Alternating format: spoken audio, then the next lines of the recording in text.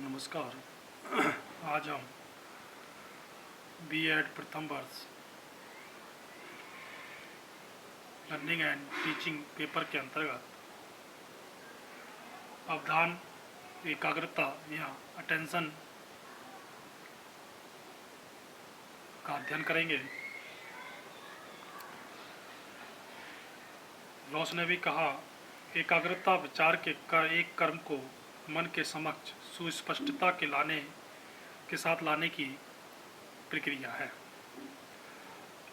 Attention is a process of getting an object of thought clearly before the mind। प्रारंभ में अवधान को एक मानसिक शक्ति माना जाता था, परंतु अब इसे एक मानसिक प्रक्रिया माना जाता है। ध्यान केंद्रित करने की प्रक्रिया को अवधान कहा गया है। किसी कार्य में ध्यान लगाने या अवधान केंद्रित करने की आवश्यकता होती है। कोई कार्य क्यों ना हो, उसमें सदैव अवधान केंद्रित करना ही पड़ता है। वह मानसिक प्रक्रिया मेंटल प्रोसेस जिसमें चेतना कॉन्शियसनेस को किसी वस्तु पर केंद्रित किया जाता है, अवधान कहलाती है। जब हम किसी स्थिति पर दृष्टि जमाते हैं तो हमारा अवधान कई वस्तुओं पर जमता है, परंतु सभी वस्तुओं पर हमारा ध्यान या अवधान केंद्रित नहीं होता।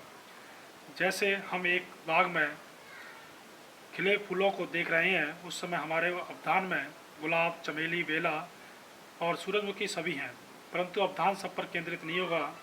यदि हम गुलाब पर अपना अवधान केंद्रित करेंगे तो चमेली, बेला और सूरजमुखी हमारे अवधान का केंद्र नहीं बनेंगे, क्योंकि उस समय हम केवल गुलाब को ही देख रहे हैं, अन्य फूलों को नहीं। इस समय गुलाब तो केंद्रीय चेतना सेंट्रल कॉन्शियसनेस में रहता है और अन्य फूल तटीय चेतना मार्जिनल कॉन्शियसनेस में रह जाते हैं। मैकडूगल ने भी कहा, अटेंशन इज मेनली कॉग्निशन और striving considered from the point of view of its effect on cognitive process. एक संज्ञानात्मक प्रक्रिया पर प्रभाव की दृष्टि से विचार करने पर एकाग्रता केवल क्रियात्मकता या चेष्टा है।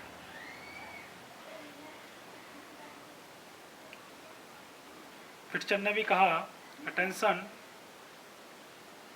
रिप्रेजेंट्स ए सिलेक्शन और singling out of certain aspect of the observable environment to the exclusion of others which may at the time be impinging upon the sense organs। अर्थात प्रक्षेपणीय वातावरण में कई बार ज्ञानेंद्रियों को स्पर्श करने वाले अन्य पहलुओं को छोड़कर कुछ पहलुओं के चयन या छांटने का निरूपण एकाग्रता ही है। एकाग्रता और रुचि, अटेंशन एंड इंटरेस्ट, इन दोनों के बीच घनिष्ठ संबंध है। वस्तुतः ये एक ही चीज़ को दो तरह से देखने के तरीके हैं। हम उस चीज़ में एकाग्र होते हैं जो हमें रोचक लगती है। मैकडूगल के शब्दों में, किसी कार्य में रुचि के लिए उस पर एकाग्र होने को तत्पर रहना आवश्यक है। इस प्रकार ये एक ही सिक्के के दो पहलू हैं, एक ही मानसिक संरचना के दो पहलू हैं। रुचि स्वयं में एक संरचना है और एकाग्रता अनुभव है, जिसके साथ वह संरचना अवधारण करने के लिए हमेशा तत्पर रहती है। एकाग्रता की विशेषताएं। कैरेक्टरिस्टिक्स ऑफ अटेंशन, इच्छा शक्ति की उपस्थिति, प्रेजेंस ऑफ वॉल्यूशन। एकाग्रता एक क्रियात्मक कार्य है, इसलिए इसमें उत्साह, इच्छा शक्ति की उपस्थिति आवश्यक रहती है। किसी कार्य में एकाग्र होने के फलस्वरूप शारीरिक और मानसिक दोनों शक्तियाँ खर्च होती हैं। थकान के क्षणों को हमारी इच्छा शक्ति घटने लगाती है और हम कार्य को छोड़ना आरंभ कर देते हैं। एक टाइपिस्ट कुछ घंटे टंकण कार्य लगातार करने के बाद खड़ा होकर अपने शरीर को झटकारता है। एकाग्रता के कार्य में समुचित प्रयत्न आवश्यक होता है। चयन, सिलेक्शन। एकाग्रता मन का विशिष्ट कार्य है ये विचार पर चेतना का केंद्रीकरण है। जब हम अपनी टॉर्च को किसी वस्तु पर केंद्रित करते हैं तो वस्तु का चित्र सुस्पष्ट हो जाता है, अन्यथा एक विशाल क्षेत्र में प्रकाश का उपसरण वस्तु का केवल धुंधला चित्र प्रस्तुत करेगा। चयन का आधार, बेसिस ऑफ सिलेक्शन। एक विशिष्ट चीज को एकाग्रता के रूप में कौन चुनता है? इसका उत्तर है, इसका पहला मूल आधार व्यक्ति का नैसर्गिक गुण है। इसी गुण के कारण बच्चा आकाश में बिजली के कौंधने या अचानक प्रकाश के चमकने की ओर एकाग्र हो जाता है। ऐसा करने में बच्चे का कौतूहल वाला नैसर्गिक गुण कार्य करता है। एकाग्रता का विवर्तन, शिफ्टिंग नेचर। चयन सिद्धांत के अनुसार हम यह धारणा बना सकते हैं कि व्यक्ति एक समय में एक ही चीज़ पर एकाग्र होता है।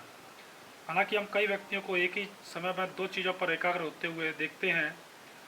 इस तथ्य का आधार एकाग्रता के विवर्तन की प्रकृति है। प्रयोगों से सिद्ध हो चुका है कि वस्तु या कार्य की एकाग्रता कुछ सेकंड से अधिक नहीं रह पाती। हम एक पत्र पर कुछ क्षणों तक एकाग्र हो सकते हैं, पढ़ते समय एक शब्द पर ध्यान केंद्रित कर सकते हैं, परंतु तुरंत शब्द पर ध्यान का विवर्तन कर सकते हैं। इस प्रकार चेतना की प्रभावित धारा की तरह ही हमारी एकाग्रता भी प्रभावित होती है और एक कार्य से दूसरे कार्य में विवर्तित होती रहती है। प्रयोजनता, प्रोपोजिवनेस। अवधान का दूसरा विशिष्ट गुण उसकी प्रयोजनता है। किसी प्रयोजनवश ही हम किसी वस्तु या विषय पर अपना अवधान केंद्रित करते हैं। विश्लेषणात्मक प्रवृत्ति, एनालिटिकल एटीट्यूड। व्यक्ति किसी वस्तु या विषय पर ध्यान केंद्रित करके उसके सूक्ष्मतम अध्ययन करना चाहता है, इसीलिए वह अवधान के समय विश्लेषणात्मक प्रवृत्ति अपना लेता है। जब वह कविता के अध्ययन पर अपना ध्यान केंद्रित करता है तो वह उसके भाव, रस, अलंकार और शब्दों की विशेषता आदि को भी विश्लेषित अध्ययन करता है। संश्लेषणात्मक प्रवृत्ति, सिंथेटिक एटीट्यूड। जब एक विश्लेषित अध्ययन की संश्लेषित नहीं किया जाता तब तक विश्लेषित ज्ञान का कोई प्रयोजन नहीं होता। इसीलिए अवधान केंद्रित होने पर विश्लेषण के साथ साथ संश्लेषण की प्रवृत्ति भी चलती रहती है। एकाग्रता और गामिक समायोजन, अटेंडिंग एंड मोटर एडजस्टमेंट। एकाग्रता के प्रत्येक कार्य में शरीर का तत्स्थायी गामिक समायोजन सम्मिलित रहता है। परीक्षा हॉल में प्रश्न पत्र करते समय विद्यार्थी एक विशेष मुद्रा में बैठता है। चिंतनशील वैज्ञानिक के माथे पर समय समय पर संकुचन उत्पन्न होता है। खेल के स्टेडियम का दर्शक रोचक स्थिति के बनते ही अचानक अपनी सीट से ऊपर उछलने लगता है। अवश्य ही उस समय मुद्रा विशेष होती है। धन्यवाद।